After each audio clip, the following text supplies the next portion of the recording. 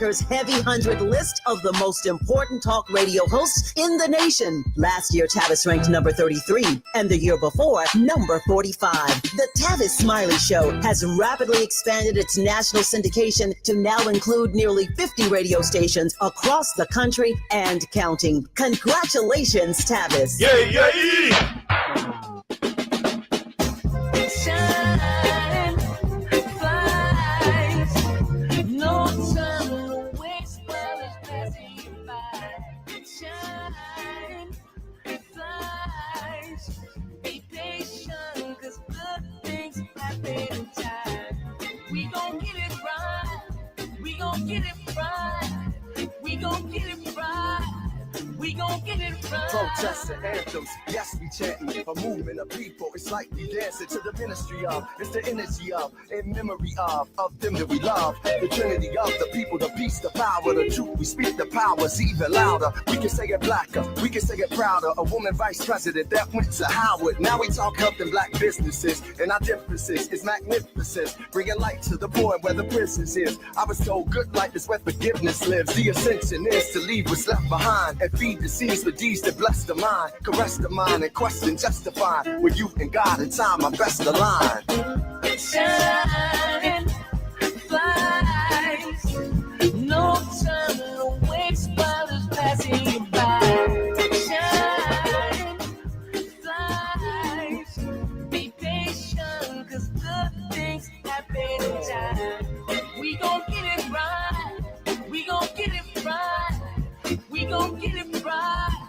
We gon' get it right. How can I be a better father, son, a better grandson, honoring Fannie Lou's and the Fred Hamptons, the Harriets, the chariots that carry us to various areas that marry us to progress. Yeah, we the harvest, the lovely days and midnight marauders, even through charges and days of darkness. No, we in the hands of the greatest artists. I see it in the waters, I see it in our daughters. They could be bridges that know no borders. For so long, them folk try to ignore us. So we got the ballot boxes to vote for us. Peace to Stacey and the people of Georgia who galvanize so that we can move forward. Steps are ordered with the presence of mind. Everything's more beautiful in time. Shine, flies, no time to waste while it's passing you by. Shine, flies, be patient, 'cause good things happen in time. We gon' get it right, we gon' get it right. We gon' get it right. We gon' get it right.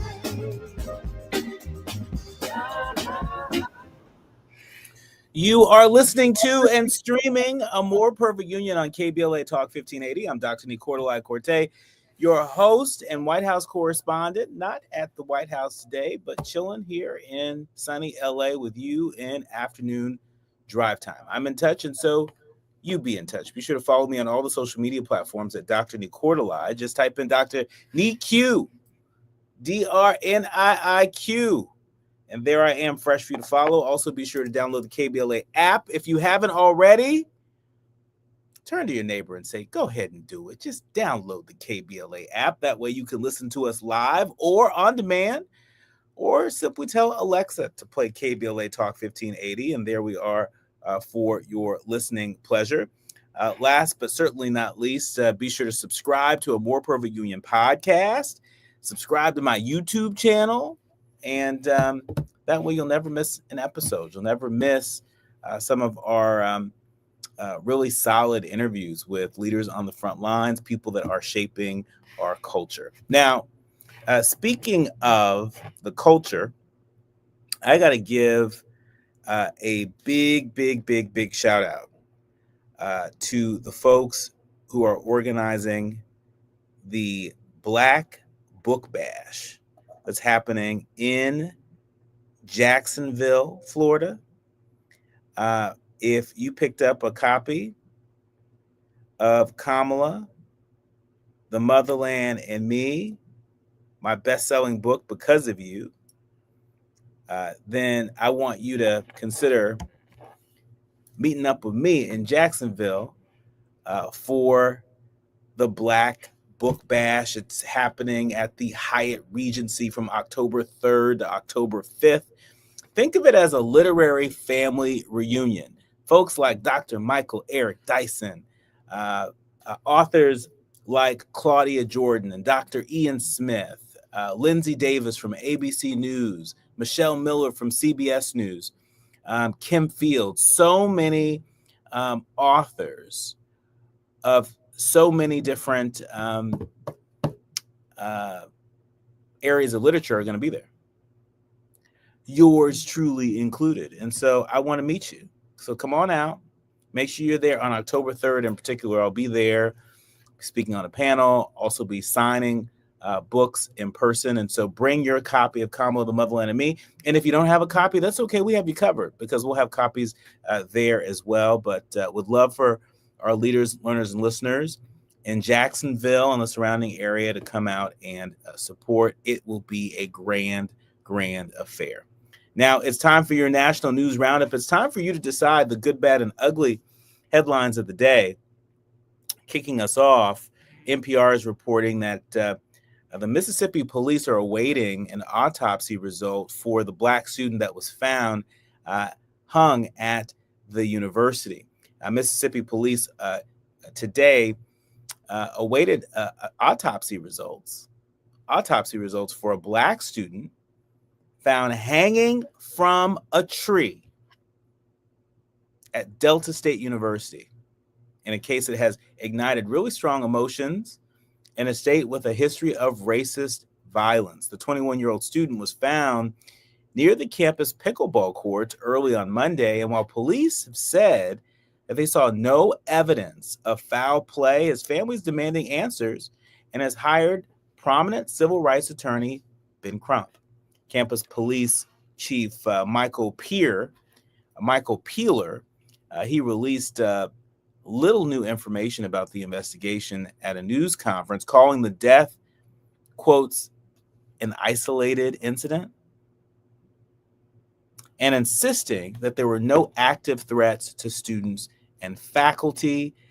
He went on to say, out of respect for those grieving, we ask for continued patience and compassion as these investigations proceed. The chief state medical examiner was conducting an autopsy on Wednesday, and Peeler said that those preliminary findings should be released in a day or two.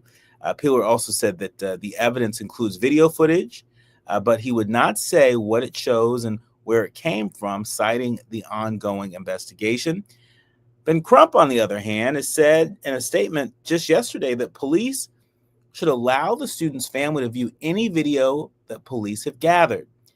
He said he also plans to lead an investigation alongside civil rights groups that would include an independent autopsy. Family members also pressed for more information from university officials during the news conference. Vanessa Jones, another attorney for the family, said that the student had just started classes at Delta State this fall and was full of life, was eager to be there. There should have been cameras at the university that easily could enlighten us as to what happened. That's what Attorney Jones told reporters, adding that from the moment he left his dorm room or entered that campus, there should be surveillance of all of his actions. Online rumors that the student was found with broken limbs were disputed by the coroner. In a statement cited by local news outlets on Tuesday, the coroner, Randolph Seals Jr., said that his office conducted a preliminary examination and concluded the student did not suffer any lacerations, contusions, compound fractures, broken bones, or injuries consistent with an assault. And so a lot of explaining to do, and that footage from those cameras will shed some light on it. Just yesterday, I had a chance to participate in a Black Lives Matter press briefing, and I can tell you that there are Black Lives Matter organizers already on the ground conducting a people's investigation at Delta State University in Mississippi. And so as we learn more about this story, we will be sure to keep you all in the loop. the idea that this young man, according to the family, who was full of life, somehow ended up hanging from a tree doesn't seem to make a lot of sense. And we're going to keep our eye on that. In other news, ICE seeks hundreds of new offices across the U.S. as the agency expands. The Washington Post is exclusively reporting that ICE is seeking new office spaces in hundreds of locations across the United States to support plans to hire thousands of lawyers and immigration enforcement officers. That's according to 6 federal officials familiar with the matter and records obtained by the Washington Post. The office spaces are being sought on ICE's behalf by the General Services Administration. That's the agency that is responsible for managing federal real estate. In recent weeks, high-level staffers with ICE, they approached the GSA and said that the government needed to secure roughly 300 office sites nationwide as fast as possible in a bid to house more than 10,000 new employees. The GSA has formed a special planning team to facilitate ICE's expansion. And ICE says it plans to hire more than 10,000 immigration officers as well as additional lawyers to prosecute removal cases. They certainly have the money to do it. Remember that so-called big, beautiful bill? Remember that? Well, there's a lot of money in that bill to not just fund ICE at their current level, but to expand funding for ICE and the Department of Homeland Security. In fact, I think there are records that show that we're investing more in federal law enforcement than we certainly have in recent years, and maybe more than we ever have. And so money is not an object. That's what I'm saying. And so they are using every dollar, and they are expanding quickly. They are hiring quickly. They mean business.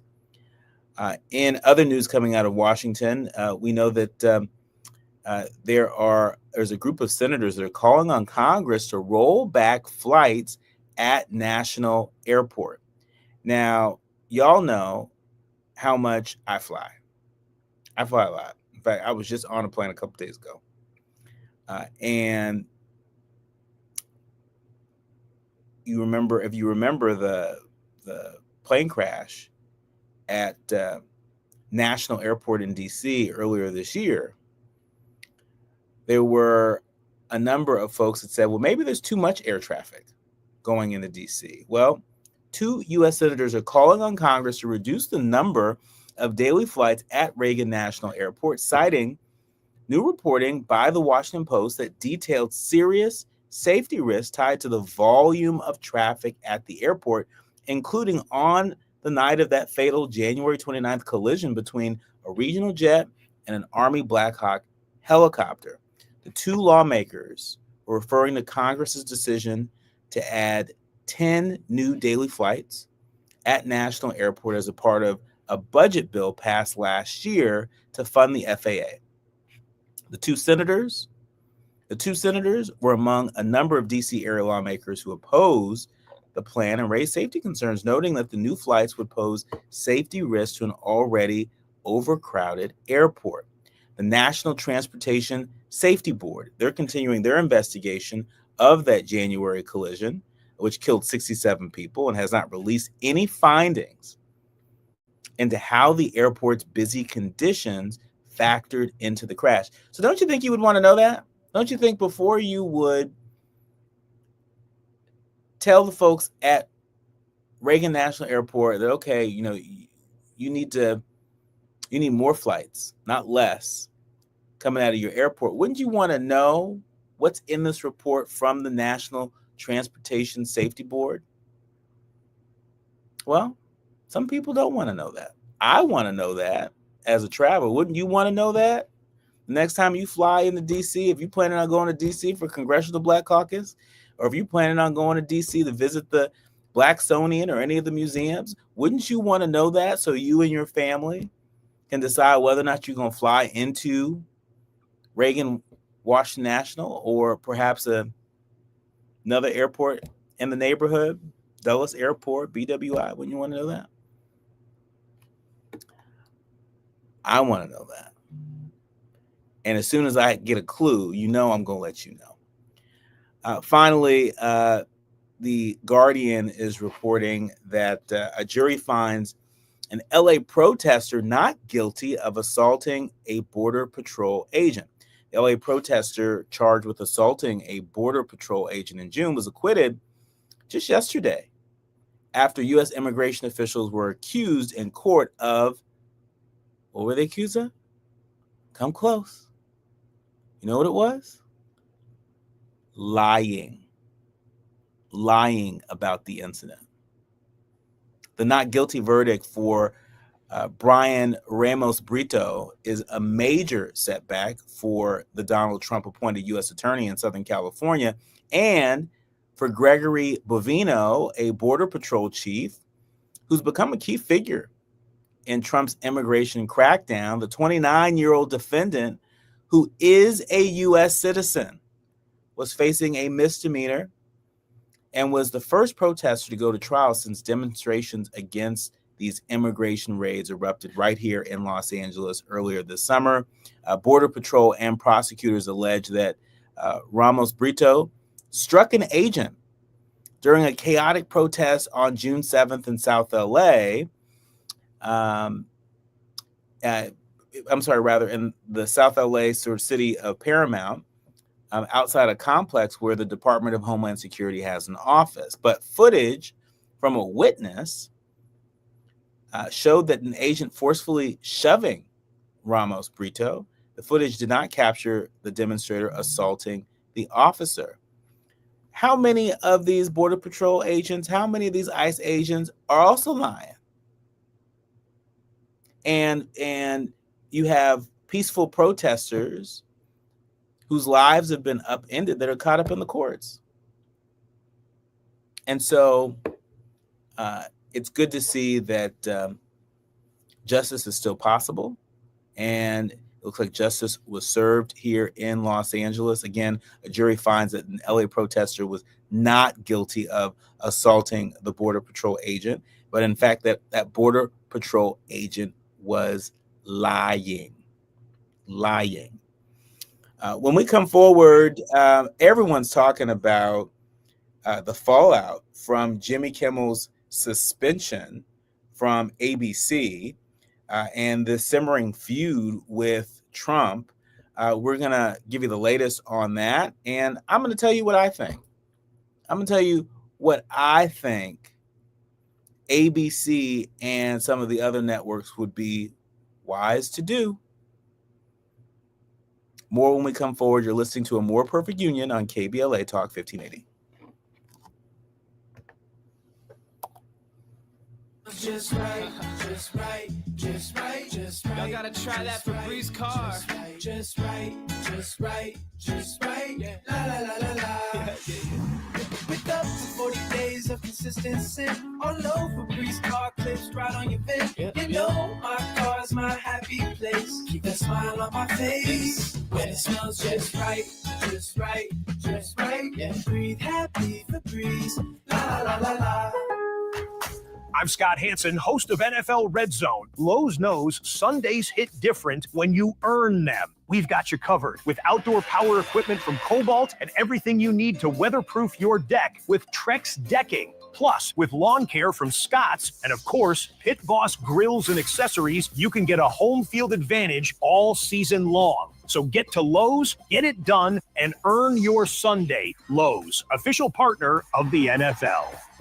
With a KBLA Talk 1580 editorial, I'm Dr. Nii-Quartelai Quartey. Let's preserve Black land stories before they're lost forever. I want to personally invite you to be a part of something historic. As journalist in residence for the Black Land Lost Narrative Archive Project, I've joined forces with powerhouse attorney and social justice champion George Fothery. the man who helped make history by delivering justice to the Bruce family in Manhattan Beach, securing the first known return of land unjustly taken from Black owners by a local government. That victory was monumental, but it was just the beginning. For generations, Black families have acquired land through grit, faith, and determination, only to lose it through violence, legal loopholes, forced sales, and systematic racism. What's been taken goes far beyond dirt and deeds. It's the erasure of wealth, identity, and legacy. That's why we've launched the Black Land Loss Narrative Archive Project, a national effort to collect, protect, and preserve the stories of Black land loss before they're buried, forgotten, or erased altogether. Because there's power in telling Black stories, there is resistance in remembering, and there's justice in being seen and heard. This is where you come in. We're inviting you to be a part of this historic Black narrative archive. If you or someone you know has experienced land loss, displacement, or forced property sales, your story deserves to be heard and remembered.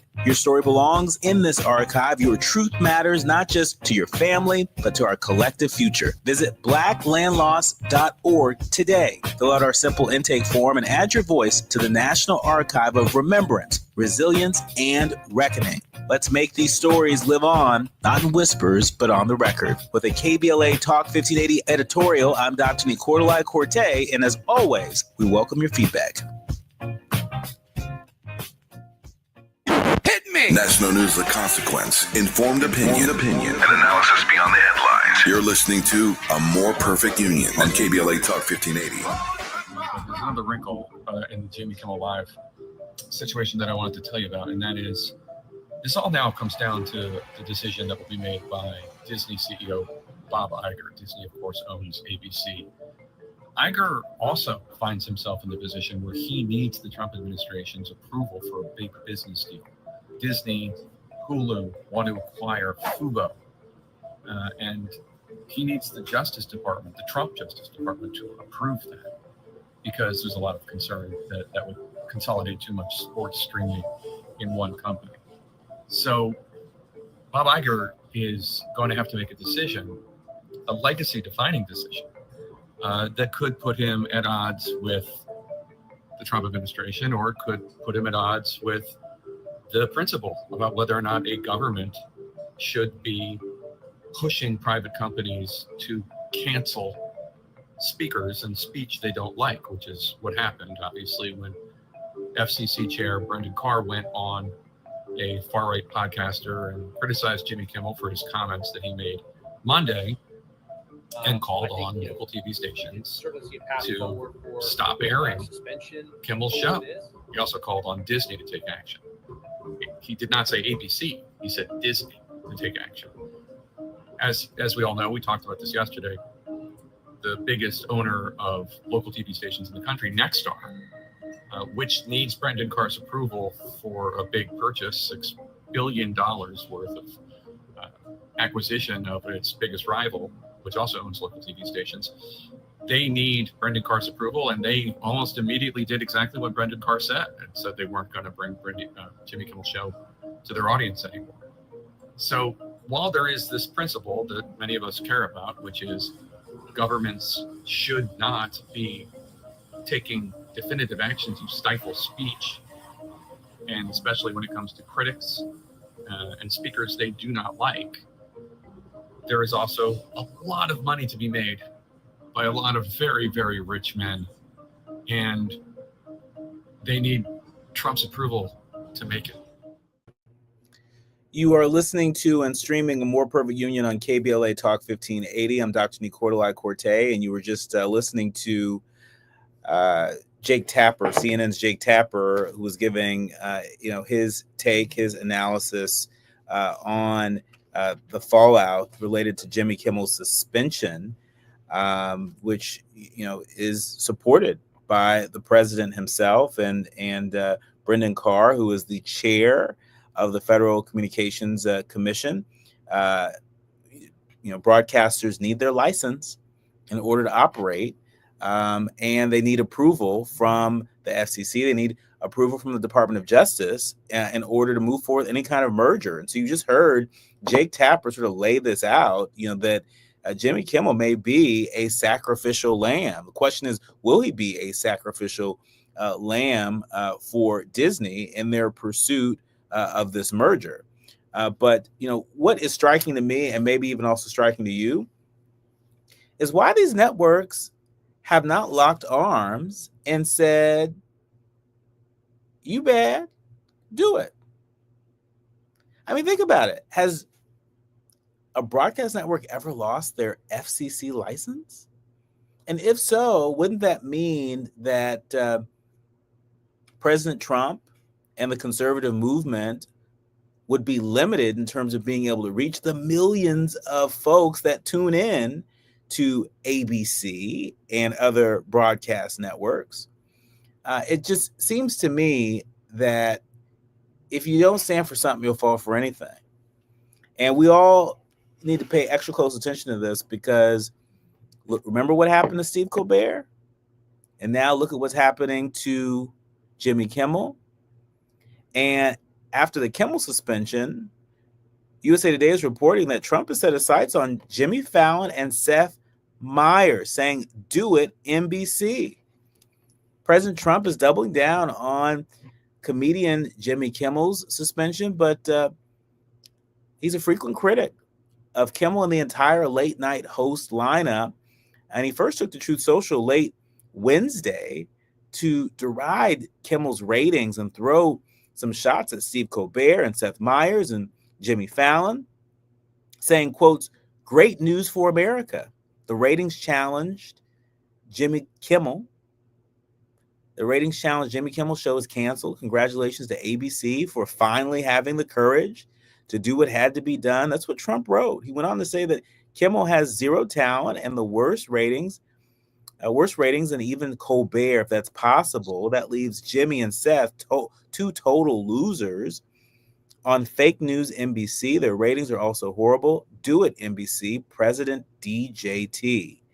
Then during a September 18th press conference, Trump said that the comedian should have been fired a long time ago for a lack of talent and pushed back at concerns about the state of free speech in the United States. Kimmel has not been officially fired, though it remains unclear if and when his show will return to the air. This is no good. No good will become of this if this is allowed to happen. Remember this. I said this Thursday, September 18th, 2025. No good will become of this if this is allowed to happen. And it's not too late. If these broadcast networks lock arms and not just say, if you mess with one of us, you mess with all of us, but mean it. Mean it. Free speech as we know it is on the line.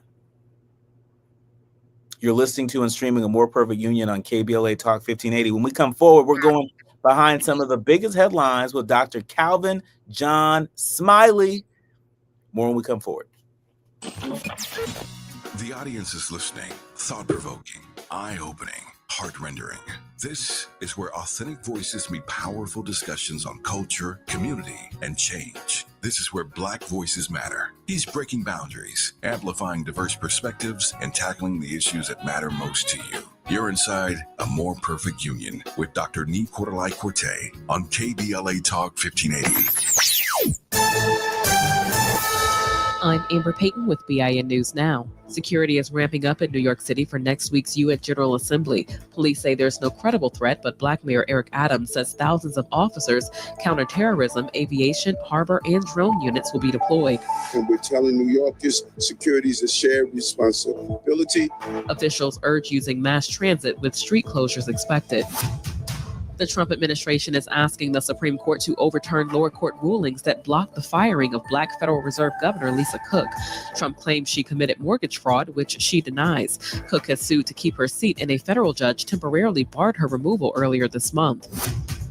And authorities say the dismembered remains of 15-year-old Celeste Hernandez were found in the trunk of a Tesla belonging to Black pop star David, real name David Anthony Burke. Celeste went missing last April and was linked to someone named David. Get BIN News Now on demand 24/7 on the iHeartRadio app. There's a pursuit on the 110 currently northbound, and they're heading into the Carson area. Coming up on Sepulveda Boulevard. Beyond that, they'll be heading towards the 405, so watch out. It's a black car. He's been driving in the center divider.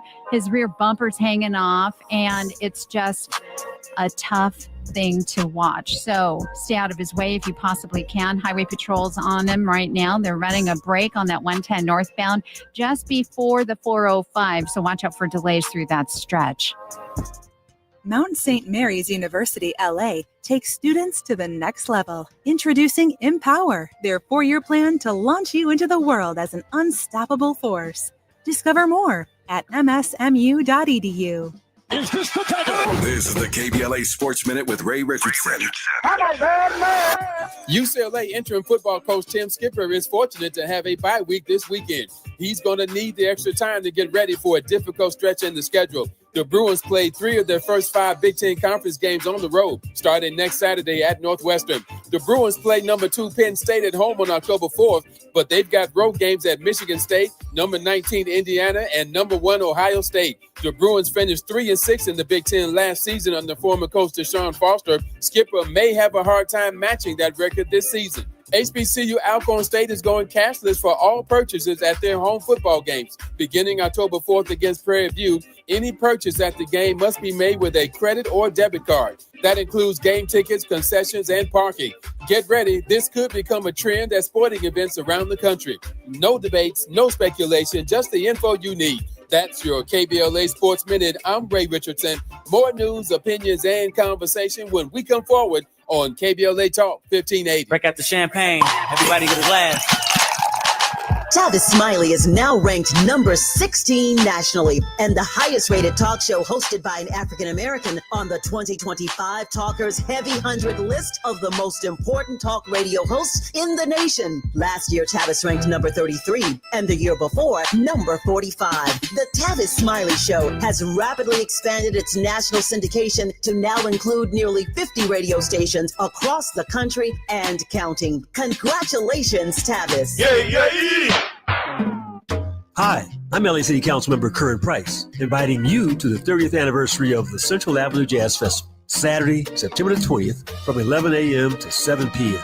We've got 4 pavilions, 3 stages of live music, plus food, fun, and a marketplace all along historic Central Avenue between MLK Boulevard and Vernon Ave. Our featured acts this year are Gregory Porter, Pancho Sanchez, and Jasmine Horn at the 30th anniversary of the Central Avenue Jazz Festival, Saturday, September 20th, 11 a.m. to 7 p.m. along Central Avenue between MLK Boulevard and Vernon Avenue. Come out and bring the whole family because this legendary celebration is free. For more information, go to centralavjazzfest.com. I'm LA Councilmember Curran Price, and I absolutely approve this message.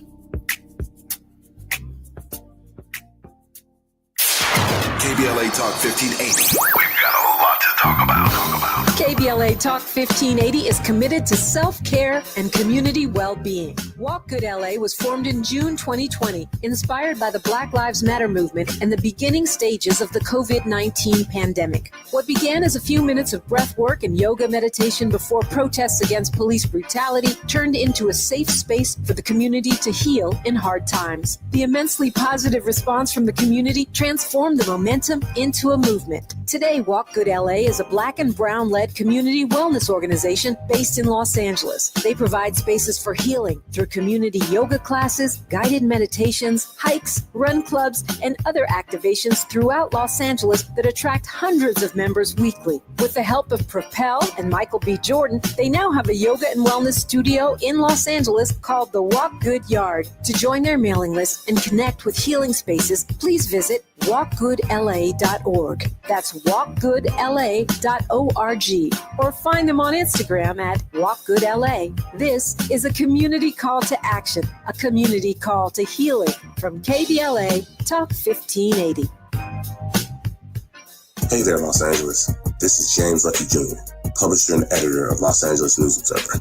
Are you hungry for news that matters to you in the African-American communities of Los Angeles? Well, buckle up, because we got the scoop you've been craving. Stay in the know and never miss a beat with our free weekly publications conveniently available near you. Or hop on the digital wave and become an exclusive subscriber at OGNSC.com. Don't forget to join the party on Instagram and Twitter at OGNSC and behind the scenes access and sizzling updates. No more FOMO. Let's stay informed, connected, and empowered together. Now back to building a more perfect union on KBLA Talk 1580. You are listening to and streaming A More Perfect Union on KBLA Talk 1580. I'm Dr. Nii-Quartelai Quartey, and always a delight to welcome back my friend, my brother, a fellow educator, Dr. Calvin John Smiley. He is Associate Professor of Sociology at Hunter College at the City University of New York. He's also the author of best-selling book, Defund. What a timely book. Defund Conversations Towards Abolition. And if you are on a shopping spree, I would also encourage you to check out his other book, Purgatory Citizenship, Reentry, Race, and Abolition. Welcome back to the show, Dr. Smiley. Thank you for having me, Dr. Nii. Well, thank you for being here. Look, you know, there are a lot of headlines that are trending, but one of them hits really close to home, being that we are both educators. And so when I saw this headline, I thought, oh my goodness, you know, I thought about all the other teachers out there that are feeling the heat at the moment. NBC News reporting that teachers' punishment for social media posts on Charlie Kirk's death prompts free speech debate. For folks who aren't as familiar, you know, in the weeks following Charlie Kirk's murder, some people call it assassination, some people call it murder. MAGA influencers and GOP lawmakers, they've pushed for swift consequences against anyone who makes light of his killing, including professors, teachers, and school staff members who've come under particular scrutiny. At Clemson University, for example, that scrutiny fell on 3 staff members who are alleged to have posted disparaging comments about Kirk on social media. One post called on people to, quote, be a Tyler Robinson, who was, of course, charged with murdering Kirk. Another included a reshared statement that, quote, karma is sometimes swift and ironic. Clemson College Republicans circulated the screenshots, and state lawmakers soon called for those staff to be ousted. Should we expect to see a lot more of this, Dr. Smiley? And, you know, what advice would you offer to other educators right now who have the right to free speech? Last time I checked, but in this environment, the line between free speech and hate speech seems to be blurred, but only for folks on the left. Yeah, absolutely. I mean, and it's not just the schools you mentioned, it's other schools as well. I was watching about how the governor of Texas, Greg Abbott, was from his personal Twitter tweeting out that students who were making fun of this death be expelled, and then retweeting that same tweet with saying that student has now been expelled. So we see how students, faculty, staff, administration are being targeted. But this is also not new, right? You know, we saw the presidents of the universities being targeted in the aftermaths of campus protests for the genocide in Gaza. And so what all this seems to me is a churning up of what I am going to maybe coin as the orange scare, right? We had the red scare of McCarthyism, we had the lavender scare, and now we have the orange scare, where, you know, if you talk against this authoritarian government and the regime, then you risk your own livelihood, your own freedoms. And we continue to see how, as you said, this sort of policing of language only happens for people on the left, and not even on the left. I mean, you know, anyone who's just not Trump. I mean, you know, as you were talking earlier about Jimmy Kimmel, this is horrible, but I would say that Jimmy Kimmel was certainly not a leftist by any stretch of the imagination. He's a comedian, political commentator, through humor, etc. But, you know, he certainly didn't strike me, and if you look at his record, as a leftist person. And so, yeah, this is really scary. And so to answer your question about what I would give advice to fellow educators is, certainly be mindful of where you share things, who you share things to. We certainly all are at different points in our life of risk and reward of what we can say and what we can do. I think that being at CUNY, having tenure, might give me a certain level of protection than, say, someone who is in a red state that doesn't have a union, that doesn't have tenure, right? I mean, there's just different levels of risk that you might be wanting to take.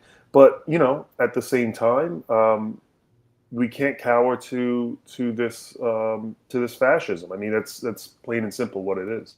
And I want to point out, against your point, that there are a number of colleges and universities that have been impacted by this swift action from conservative activists.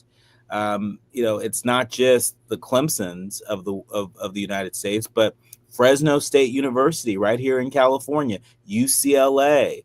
I see Lake Norman Charter in Huntersville, North Carolina. There are a number of schools that are on this list. The University of Mississippi, University of South Dakota, University of Miami is on this list. I think back to Jimmy Kimmel for a second. I think there are a number of people out there that may not understand how serious this is. We saw almost the same playbook with Steve Colbert, who will be stepping away from the Late Show on CBS. And now we see this happening with Jimmy Kimmel. I share with our listeners a tweet or a post put up on Truth Social by the president, really calling for NBC to get rid of Jimmy Fallon and Seth Meyers. When we enter this territory where we're canceling speech that we don't like, it's only a matter of time until it's right here on our doorstep. Talk to us about what this might mean for Black media and other multicultural media outlets. More importantly, what is it that folks can begin to do now to prepare in the event that they find that their platform or their voice is next? Yeah, I mean, Black media and other folks of color and women and other marginalized groups have always been on the chopping block. And so we've always had to find different outlets. And so whether that's, meeting up in the coffee shop or meeting up in the kind of in the underground in certain ways, going, I remember being a teenager and going to poetry slams. And that's where I kind of got my first kind of political consciousness, outside of my family, but, going and meeting other folks. And so you have to find your community, because it certainly, as you said, can come to the door and, invest in, or rather not invest, but rather support independent media, support independent journalists who are doing this work, who aren't going to maybe have to cower to the corporatists who are going to certainly oust anyone who goes against the ring. But, you're right. This is certainly a very big deal that Jimmy Kimmel has gotten ousted. It is, I've seen people on social media saying things like, well, his ratings were down. And so once again, there's this kind of pivot and a revisionism that's just gaslighting in our faces, that this is something other than what it is, but we all know what it is. And, how do we then combat it? Right. And there's certainly many ways to combat it, right? We can, opt out, right? I've been seeing folks saying that we should cancel our Hulu subscriptions and other things to let ABC know that this is not fair. We can go to the streets. We can support independent and other media outlets, particularly Black and brown folks who are doing this work. And we have to hope that that's as far as it needs to go, right? But, oftentimes when authoritarian regimes come in, they're tyrannical, and history would prove that they aren't stopped by just saying, please stop. Yeah. And I always like to remind folks that when we talk about the tradition of the Black press, for example, and Black media, we've existed largely in the independent media space than we have corporate media, right? And so I think that, it's always a good day to lean into the independent media revolution. We talk a lot about, Substack, but there are lots of other platforms that exist out there. And thanks to technology, including the technology that we're on right now, right? We can do things that 10 years ago, people couldn't imagine us, being on air and streaming at the same time, the way that we are today. And so it's always a good day to find an independent media outlet and click subscribe and support. Give them a couple bucks. You give Netflix and Hulu way more than that. And so what's a couple bucks to support folks who are putting their livelihoods on the line, that are putting a lot on the line in order to speak truth to power and speak truth to the masses. In other news, Dr. Smiley, military leaders are considering recruiting a recruiting campaign centered on Charlie Kirk. This was an exclusive by NBC News. They reported that Pentagon leaders are considering a new recruiting campaign that would encourage young people to honor the legacy. Can you believe this? Honor the legacy of assassinated conservative activist Charlie Kirk by joining the military. Talk to us about how problematic this is. I was saying to some colleagues the other day that, when we get through this, the amount of dissertations in the social sciences, particularly in media studies, that are going to be written about the about face revisionism of who this person was. Charlie Kirk was a white supremacist, Christian fascist who hated anyone who wasn't like him. And I'm not making this up. Just Google him. And so to see the U.S. military even float this is just a disgrace to all of those who've served who are not white men, even to white men, maybe. But I couldn't imagine how, if you were a woman of color, a black person, a person from the LGBT community, and you want to serve your country for whatever reasons, and that is the recruiting tool, that would just be so off-putting. But at the same time, there's been a longer legacy of segregation and racism in our military than there hasn't been, right? And so, I always like to put those things into perspective, that we don't romanticize American history as if our military was some great open space of acceptance, right? The Buffalo Soldiers, the Harlem Hellfighters, these were black segregated units that had to fight not only the enemy abroad, but the enemy within. And so to see a racist and fascist administration float this is certainly on par for what they're trying to do, and who they are targeting, right? Because they are targeting a certain demographic of manosphere, red pillar, misogynists that they would love probably be in the military to go do the bidding of post-colonial empire, which the United States always does.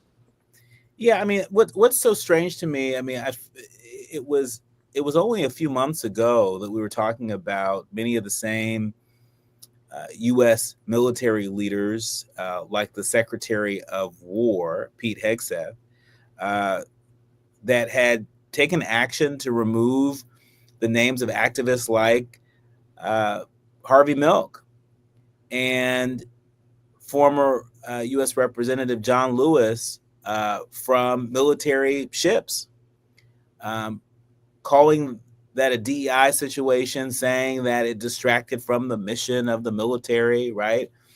And here they are looking to really manipulate folks into joining the military as a demonstration of their allegiance to the beliefs of Charlie Kirk and his ilk. It is a perversion of power, is it not? Absolutely. And the nutty thing was Harvey Milk served in the Navy. Right. He was a veteran. Charlie Kirk served in no Navy, no military branch. He was not a public or elected official. He was a racist political commentator who was able to tap into those racisms, but also into the fears of particularly young white men who are impressionable, and to say that, all of their problems were not their problems. It was someone else's fault. I mean, the guy was a dirtbag who preached that people should be killed by gun violence. And so, he's a victim of his own claim. Yeah. Yeah. Well, Dr. Smiley, when we come forward, we want to talk about somebody else who served in the military, Pete Buttigieg. His name came up because former Vice President Kamala Harris in her new book says that Buttigieg was her first choice for her 2024 running mate, but the pairing was too risky. Too risky? What's that about? We're going to talk about what that's about. When we come forward, you are listening to and streaming A More Perfect Union on KBLA Talk 1580. More with Dr. Calvin John Smiley of Hunter College when we come forward. Striving to make America a nation as good as its promise. This is A More Perfect Union on KBLA Talk 1580. We've got a lot to talk about. So many things, big and little, make you uniquely you. Your hobbies, dreams, career, family, and more. Addiction to drugs, including opioids and stimulants, can strip these away from you. Recover your life. Choose treatment for drug addiction and get back to what matters most. Find a provider and proven treatment option that's right for you at choosechangeca.org. Recover you. KBLA Talk 1580. KBLA Talk 1580, connecting you with services and solutions. The Autopsy Initiative provides a second autopsy free of charge for victims' families who have lost their loved ones due to a police-related death. The services offered through the initiative include the completion of a second autopsy, disclosure of preliminary findings, and a final autopsy report. A police-related death is when an individual is harmed by police officers using deadly force, which results in an individual's death. Police-related death includes in-custody deaths, including those that arise during contact with law enforcement officers during arrest, pursuit, booking, transport, or incarceration. The Autopsy Initiative has a team of board-certified pathologists on call. An autopsy request may be completed by anyone with a close relationship with the victim, which may include the victim's spouse, partner, relative, close friend, or lawyer. To request a free second autopsy for a victim of police violence, please visit knowyourrightscamp.com. That's knowyourrightscamp.com. Then click on Autopsy, then click on Request. At KBLA, we believe in justice for victims of police violence. We say their names, and we don't black down. This is a community call to action from KBLA Talk 1580. Are you ready to be a part of the conversation that will help shape our nation's future? Get ready to join us for the Left Coast Forum, Saturday, October 25th at LA Trade Tech, where progressive voices will come together to tackle the issues that matter most to working families across Los Angeles and beyond. From economic justice to climate action, from healthcare to housing, we're bringing together the brightest minds and most passionate advocates for real solutions and real change. With workshops, 2 major keynote addresses, and a closing reception with great music and good food. It's the Left Coast Forum, where your voice matters and your ideas take action. Saturday, October 25th at LA Trade Tech. Brought to you by KBLA Talk 1580 and the LA Progressive. The future won't wait, and neither should you. Mark your calendar now to be there and be heard. Stay tuned to KBLA Talk 1580 for more details. We face tragedy, but we don't fall into despair. We continue our work to build a more perfect union. You're listening to and streaming A More Perfect Union on KBLA Talk 1580. We're here with Dr. Calvin John Smiley, Associate Professor over at Hunter College. Dr. Smiley, former Vice President Kamala Harris making news just a week or so before the release of her much anticipated book, 107 Days, saying that Pete Buttigieg was her first choice for the 2024 running mate, but the pairing was too risky. Harris writes that pairing with Buttigieg, a gay man, was too big of a risk, citing concerns about how voters would react to two barrier-breaking candidates. Was this a win or a bust for the country? I mean, was the former vice president sort of, playing American voters small, or should she have swung for the fences? I think, as the title of the book indicates, she should have swung for the fences. She wasn't given much time. Go all out. What we're seeing across the country is that voters want something different, right? That's been something that I've talked to you about when we were on another program. We talked about the elections, and the voters didn't want the same old, and especially not the kind of old guard, play it safe decorum of the Democratic Party, especially since the genocide in Palestine, that a lot of folks were saying, hey, we're not seeing much of a difference here between this old guard Democrats and these Republicans. And so she should have swung for the fences. It would have been a bold step. It would have been it would have been showing that, we're trying to shake things up. And, I'm just looking around the country and looking at these mayoral elections where you have a Somali American who's going to become the next mayor of Minneapolis. We have a Indian, Ugandan man in New York, Zohran Mamdani, who's going to be the next mayor of New York City. Folks are ready for a change, right?